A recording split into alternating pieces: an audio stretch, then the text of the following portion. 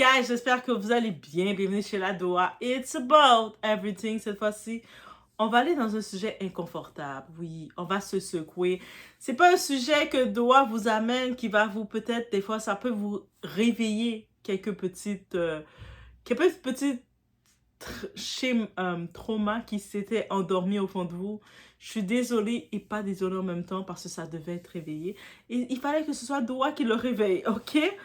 Donc, en effet, on va avoir une conversation donc très inconfortable ensemble parce que entre les hommes qui reviennent pleurer après avoir détruit une femme, les débats ridicules sur la taille d'Aya Nakamura, les obsessions autour de ses relations et les discours constants sur les femmes noires versus les femmes blanches, il y a un énorme problème collectif qu'on refuse d'analyser honnêtement.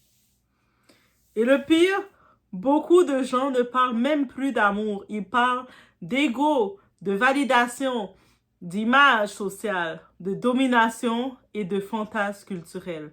Donc aujourd'hui, on va parler sans filtre ensemble. Donc on s'installe. Prenez-vous quelque chose, un matcha ou quelque chose. Mettez-vous relax et on y va. On va réveiller tout ça ensemble.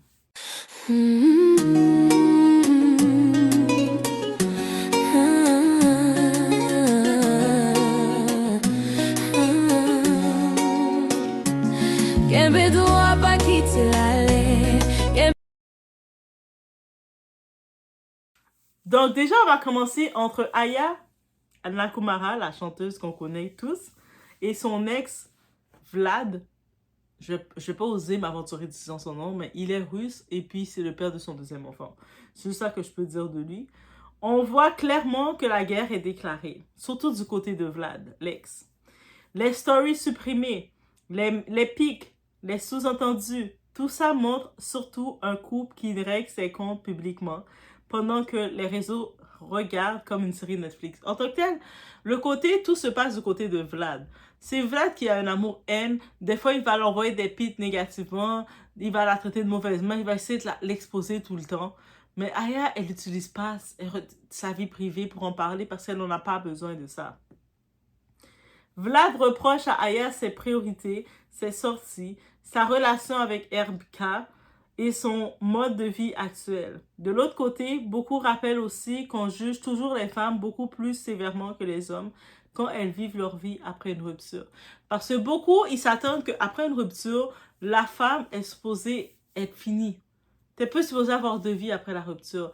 Comment oses-tu avoir une nouvelle vie après ta rupture? Quel genre de femme que tu es? Tu dois souffrir. Ce qui est intéressant, c'est que certains pensent aujourd'hui que des sons comme Chimie ou Chouchou étaient indirectement liés à leur histoire et à cette dynamique toxique entre amour, ego et contrôle.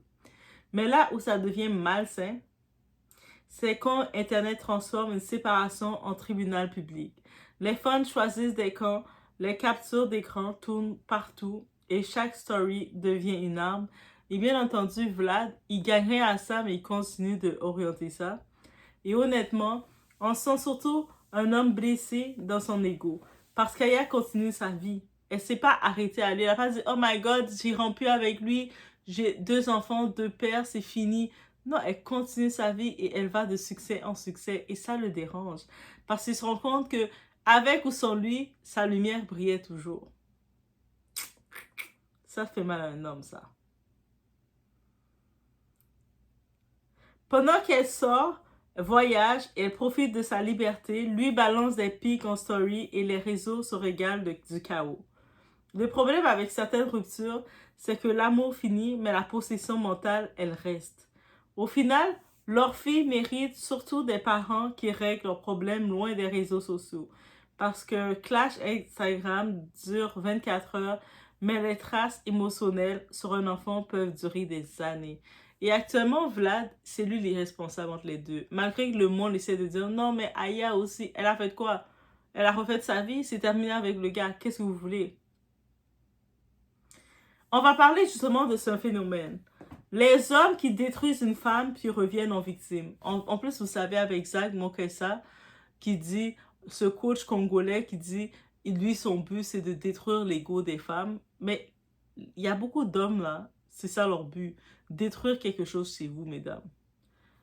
Le nombre d'hommes qui sabotent une relation puis reviennent des mois plus tard avec tu resteras ma reine, je t'aime encore, reviens princesse, j'ai fait une erreur.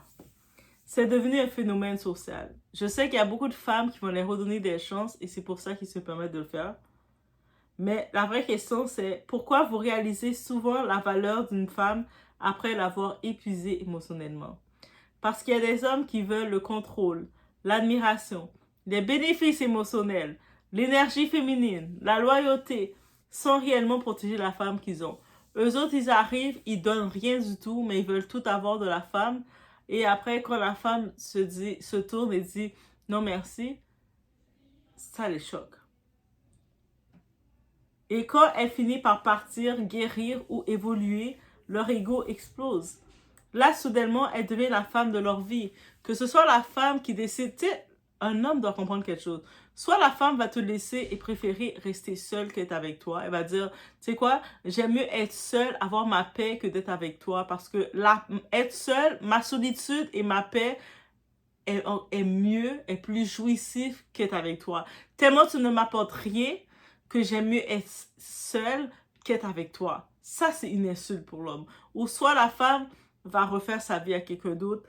Le monde va dire, hein, mais c'est trop rapide. C'est pas ça que vous avez dit pour Annelle. Beaucoup ont déjà dit pour Annelle, ah, mais là, elle venait à peine de divorcer puis elle est déjà avec un autre. Mais est-ce que tu as le même discours quand un homme fait ça? Est-ce que c'était pas un peu hypocrite? Oui, je le dis. Soyons honnêtes. Aya Nakamura, dérange énormément certaines personnes. Pas seulement pour sa musique, mais parce qu'elle représente une femme noire visible, assumée, riche, influente, désirée, indépendante et culturellement dominante. Et ça crée des réactions très émotionnelles. Chaque détail chez elle devient un débat. Sa façon de parler vous dérange. Ses relations vous dérangent. Même si elle décide d'être avec qui ou peu importe qui qu'elle veut être, ça vous dérange. Son physique vous dérange. Sa taille vous dérange. Ses choix amoureux vous dérangent. Sa féminité vous dérange. Sa maternité vous dérange. Comme si certaines personnes cherchaient constamment à la remettre à sa place parce que juste le fait d'être elle-même, ça vous dérangeait. Et parlons du sujet de la taille. Le nombre d'hommes qui deviennent nerveux quand une femme est plus grande, gagne plus, attire plus l'attention ou possède plus de présence qu'eux, c'est révélateur. Parce qu'on a élevé beaucoup d'hommes avec l'idée qu'ils devaient automatiquement dominer physiquement, financièrement ou socialement leur partenaire. Donc, quand une femme comme Aya prend toute la place naturellement, ça déclenche des insécurités énormes. Et certains hommes aussi participent à ça, malheureusement. C'est un fait de société. Et maintenant, parlons du sujet le plus toxique. Cette obsession constante sur les hommes noirs préfèrent les femmes blanches. Les femmes noires sont boycottées. Les femmes blanches sont plus faciles, etc. Je vais être honnête. Les réseaux sociaux amplifient énormément ces discours jusqu'à créer une guerre émotionnelle permanente. Mais dans la vraie vie, les relations humaines sont beaucoup plus complexes que ça. Oui, il existe des complexes raciaux, c'est vrai, des problèmes d'estime, des dynamiques de validation sociale, des fantasmes coloniaux et des hommes qui utilisent certaines femmes comme trophées sociaux. Ça existe, c'est vrai, on est conscient.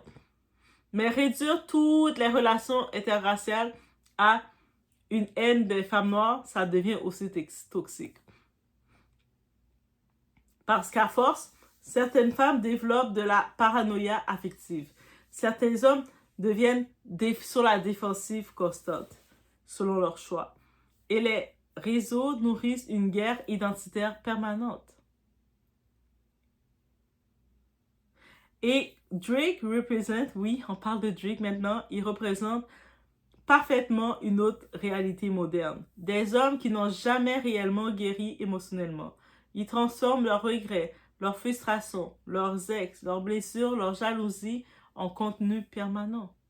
Et les réseaux adorent ça. Aujourd'hui, les relations sont devenues des story time, des punchlines, des tweets, des diss tracks, des podcasts, des TikTok. Les gens souffrent publiquement pour divertir Internet. Et ça, c'est un nouveau fléau. Moi, je pense qu'on est dans une époque où beaucoup d'hommes veulent des femmes puissantes jusqu'au moment où elles deviennent réellement puissantes. Et là, ils veulent les rabaisser, les humilier, les contrôler ou les faire culpabiliser d'exister pleinement. Et certaines femmes aussi entretiennent ce système en validant constamment les hommes qui manquent de maturité émotionnelle. Pendant ce temps, les réseaux transforment les relations humaines en arène psychologique. Aux femmes, arrêtez de mesurer votre valeur selon qui vous choisit, qui revient, qui vous valide et qui vous affiche. Et aux hommes, si vous aimez une femme, protégez-la pendant qu'elle est encore là. Beaucoup d'hommes, c'est quand la femme est plus là parce qu'elle a tout donné et puis là, c'est terminé. C'est là que vous voulez revenir. Non, c'est pendant qu'elle est là que vous devez vous battre. Pas après l'avoir brisée émotionnellement. T'as brisé la femme, comme tu dis, t'as écouté le coach Zach Makwesa. Tu dis, je vais aller la briser. Quand t'as fini de la briser, c'est fini, là. Il n'y a pas de retour. Parce que beaucoup d'hommes ne sont pas amoureux. Ils sont simplement en manque de contrôle émotionnel quand la femme s'éloigne de lui. La vérité, c'est que beaucoup de gens ne savent plus aimer sainement. Ils savent posséder, consommer, protéger, idéaliser et contrôler. Mais pour aimer, et tant qu'on ne guérira plus collectivement nos blessures émotionnelles, les réseaux continueront à transformer les femmes en trophées, les hommes en personnages et les relations en spectacle public.